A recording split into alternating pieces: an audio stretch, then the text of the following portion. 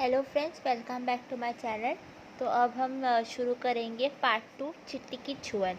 So friends, please subscribe my channel as I am only stuck on 78 subscribers. Please see if you can subscribe my channel, and please do post comments below so that I can know how the videos are, whether I have to make improvement or something, or are you all happy with the content. So please do post your comments down. Okay, let's get started. Kaushalya ने लिखना शुरू किया. Kaushalya started writing. Please see part 1 if you have not seen it before. I have posted part 1. This is part 2. Kaushalya ने लिखना शुरू किया. राहुल के कमरे में ही बैठ वह बच्चों जैसे बोल बोलकर लिख रही थी. So Kaushalya started writing. She was sitting in Rahul's room and she was writing like a small kid, bol bolkar.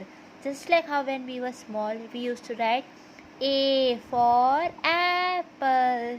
And while writing, we used to recite it. So just that she started writing.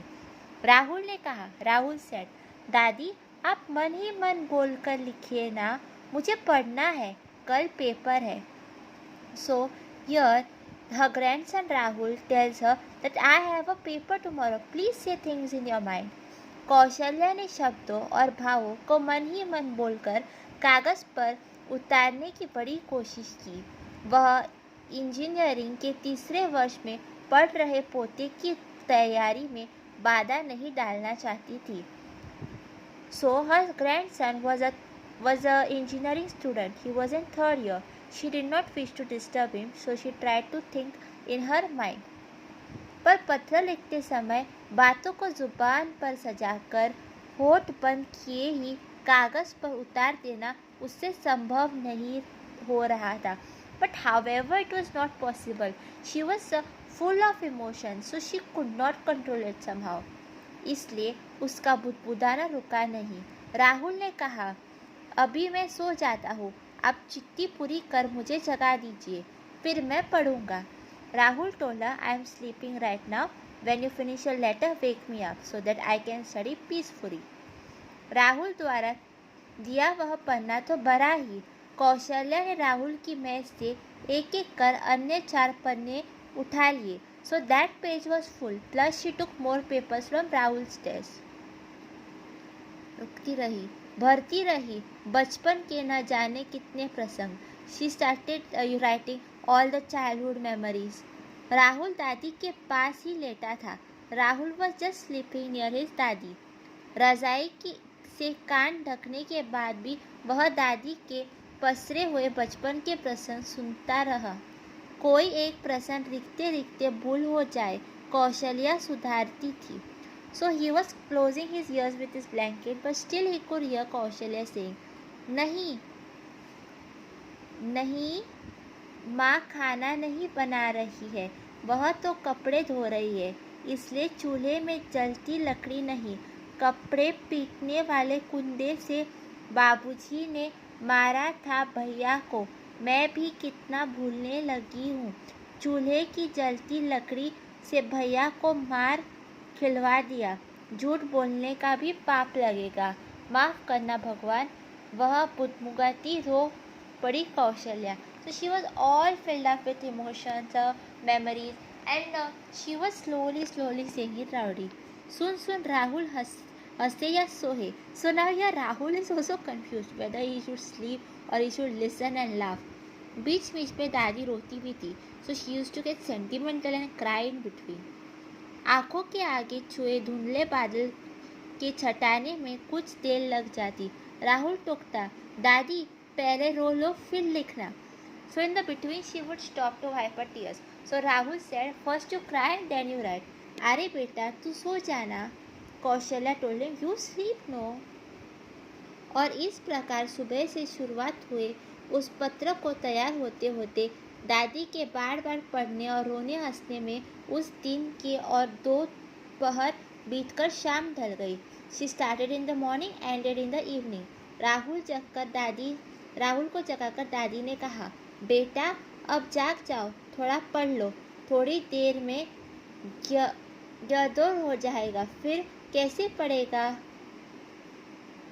So now she said, Rahul, come on, get up and now study. झटके में उठा राहुल, झल्लाया, दादी, आपने अपने पत्र लिखने में मेरा सत्यानाश कर दिया. Rahul got up and he said that, Daddy, just because you took so much time in writing the letter, you spoiled my entire day.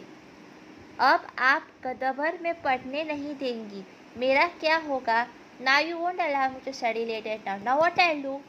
मैंने तो कल मैथ्स के पेपर में अपने बचपन की कहानियाँ मैथ्स पेपर में आपके बचपन की कहानियाँ लिखाऊंगा. लड्डू मिलेंगे Laddu. So he says, if I write the stories in my maths paper, I will get a 0. पोते का समय बर्बाद करने के लिए दादी को भी बड़ा पश्चाताप हुआ. So now even she was guilty. Kaushalya ने कहा, पढ़ बेटा पढ़, मैं तुम्हारे लिए चाय बनवाती हूँ. I'll get some tea for you. दादी अपनी कमर सीधी करती बाहर चली गई. चिट्टा 4 दिनों तक राहुल के दगज में पड़ी रही. For 5 days it was with Rahul. अपनी परीक्षा समाप्त होते ही उसने बड़े लिफाफे में डालकर बुआ को भेज दिया. So now he sent it to his बुआ. सीमा कहाँ रुकने वाली थी? चिट्ठी ही ऐसी थी. सीमा के अचानक मायके आने पर कौशल्या और राहुल के सिवा सब लोग अचंभित हुए. So she had written such a sentimental letter that her daughter Seema just came running, and everyone was shocked at how she can come suddenly. Only Rahul and the daddy knew that the letter was so sentimental that obviously Seema would come right away. So this is our second most important character, Kaushalya और उसकी बेटी सीमा. अपनी माँ कौशल्या को मेरठ ले जाकर उसके भाई से मिलाकर सीमा भी सुखद अनुभूति हुई थी. So now Seema united her with her brother. पर उसे कहाँ पता था कि भाई के जाने के बाद उनका पीछा करते स्वयं कौशल्या भी दुनिया छोड़ने की तैयारी कर लेगी. Seema took Kaushalya to her brother. She was eager to meet her brother who was in Meerut. We have talked about this in the beginning of the story. So now Seema takes her there, but her brother dies. And now we will be seeing in the story that even Kaushalya has got the bed. So looks like maybe behind her brother, even Kaushalya is going to heaven. So this was all in the part 2. We will start the part 3 the next time. I hope you liked it. Please do like, share and subscribe, and please subscribe my channel as it is free of cost, and please do give your comments below.